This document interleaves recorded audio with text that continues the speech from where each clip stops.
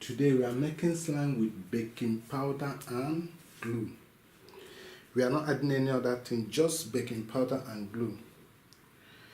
Here already we have our baking powder mix here already. These are baking powder mixed with water. So what do? We add our glue. Though our glue is little, but it will still do the work. So that is our glue.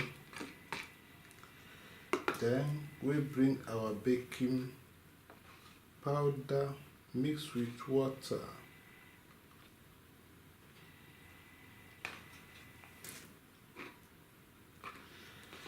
So that's just it. Simple and easy.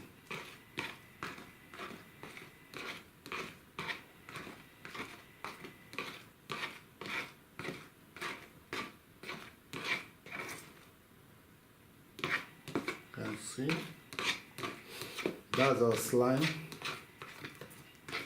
Super easy to do.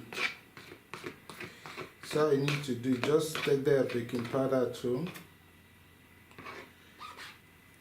mix it with your glue and get your slime. Simple, super easy.